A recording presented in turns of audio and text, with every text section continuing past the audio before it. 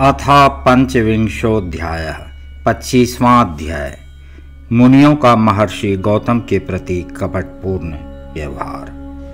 सूत जी बोले, हे ब्राह्मणों, किसी समय गौतम ऋषि ने अपने शिष्यों को जल लाने हेतु भेजा और वे हाथ में कमंडलू लेकर भक्ति पूर्वक वहां पहुंचे।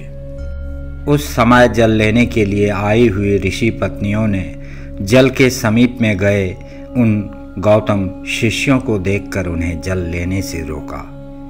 पहले हम ऋषि पत्नियां जल ग्रहण करेंगी, इसके बाद तुम लोग दूर रहकर जल ग्रहण करना, ऐसा कहकर उन्होंने धमकाया। तब वहां से लौटकर उन शिष्यों ने यह बात ऋषि पत्नी से कही। इसके बाद तपस्विनी गौतम पत्नी उनको धीरज देकर उन शिष्यों को साथ लेकर स्वयं वहां गईं और जल लाकर उन गौतम को दिया। तब उन ऋषिवर ने उस जल से अपना नित्य कर्म संपन्न किया।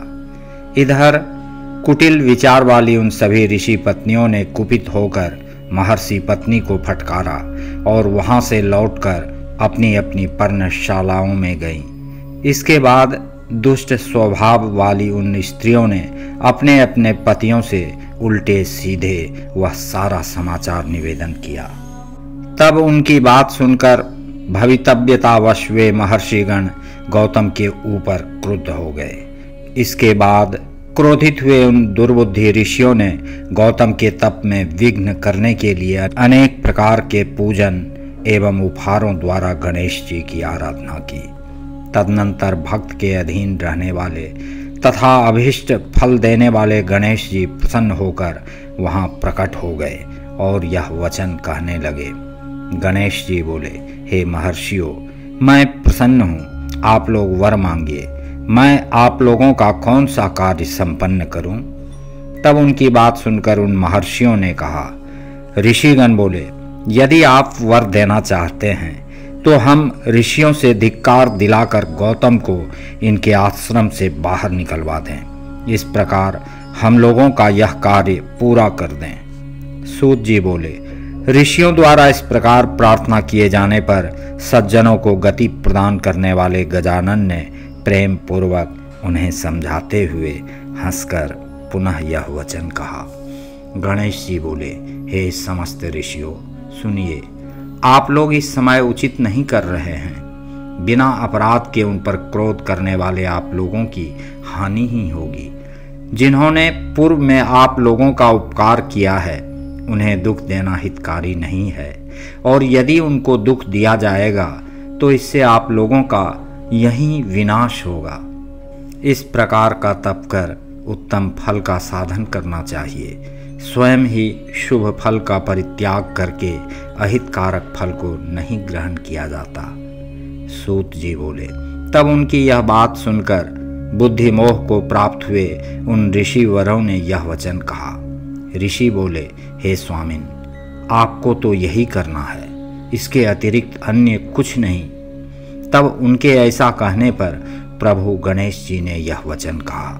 गणेश जी बोले, ब्रह्मदेव ने ऐसा कहा है कि नीच पुरुष कभी भी सज्जन नहीं हो सकता, तथा वैसे ही सज्जन पुरुष कभी नीच नहीं हो सकता, यह निश्चित है। पहले जब भोजन के बिना आप लोगों को दुख प्राप्त हुआ तब महर्षि गौतम ने आप लोगों को सुख प्रदान किया था, किंतु इस समय आप लोग उन्हें दुख दे रहे हैं। यह तो लोक में किसी प्रकार भी उचित नहीं है। आप लोग भली भांति विचार करें। यदि आप लोग अपनी अपनी स्त्री के वशीभूत होकर मेरी बात नहीं मानेंगे तो यह भी उनके लिए परम हितकर ही होगा, इसमें संदेह नहीं है। अभी भी ये ऋषिवर आप लोगों को निश्चित रूप से सुख देंगे, अतः उनके साथ छल करना उचित नहीं है। आप लोग दूसरा वरदान मांगिए। सूत जी बोले, हे महर्षियों, यद्यपि महात्मा गणेश ने उन ऋषियों को इस प्रकार से बहुत समझाया, किंतु ऋषियों ने उनकी बात नहीं मानी। इसके बाद भक्तों के अधीन रहने के कारण उन शिवपुत्र ने उन दुष्ट बुद्धि ऋषियों से उदासीन मन से कहा। गणेश जी बोले, आप लोग जो प्रार्थना कर रहे हैं वैसा ही करूँगा।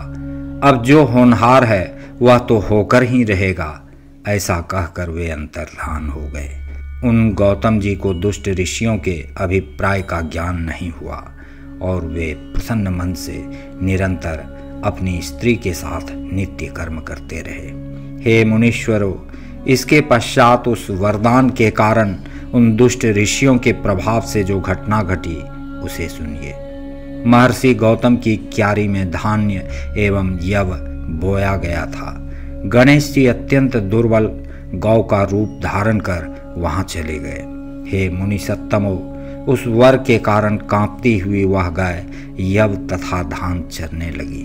इसी बीच दैव योग से महर्षि गौतम भी वहीं पहुंच गए और वे दयालु उस गाय को तिनकों से हटाने लगे।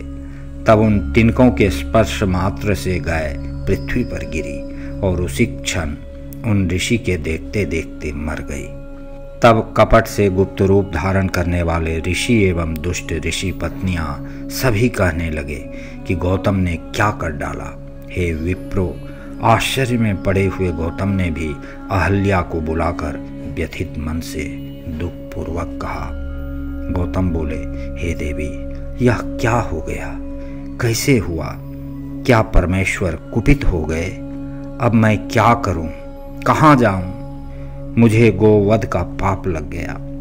सूत जी बोले, इसी बीच वहां के ब्राह्मण गौतम को तथा ब्राह्मणियां अहल्या को धिक्कारने लगी और कटु वचनों से उन्हें कष्ट देने लगी। दुष्ट बुद्धि वाले उनके शिष्य तथा पुत्र भी गौतम की निंदा करके बार बार उन्हें धिक्कारने लगे। ऋषि बोले, हे गौतम, तुम्हारा मुख देखने योग्य नहीं है, चले जाओ, चले जाओ। गो हत्यारे का मुख देखकर सचैल अर्थात वस्त्र सहित स्नान करना चाहिए। जब तक तुम इस आश्रम में रहोगे तब तक देवता तथा पितर हम लोगों के द्वारा दिया गया कुछ भी ग्रहण नहीं करेंगे। इसलिए हे गोघातक, हे पाप कारक, तुम परिवार सहित अन्यत्र चले जाओ, तुम विलंब मत करो। सूत जी बोले, ऐसा कहकर वे सभी गौतम को पत्थरों से मारने लगे और गौतम पत्नी को भी दुर्वचनों से बहुत अधिक दुख देने लगे। उन दुष्टों के द्वारा पीटे तथा अपमानित किए गए महर्षि गौतम ने यह वचन कहा, हे मुनियो, मैं यहाँ से चला जाता हूँ और दूसरी जगह निवास करूँगा। तब ऐसा कहकर गौतम उस स्थान से चले गए और 1 कोस की दूरी पर जाकर उनकी अनुमति से आश्रम बना लिया। वहां भी जाकर उन ब्राह्मणों ने कहा, जब तक गोहत्या का पाप है तब तक तुम्हें कुछ नहीं करना चाहिए। वेदानुमोदित देव अथवा पितृ कार्य में तुम्हारा कोई अधिकार नहीं है।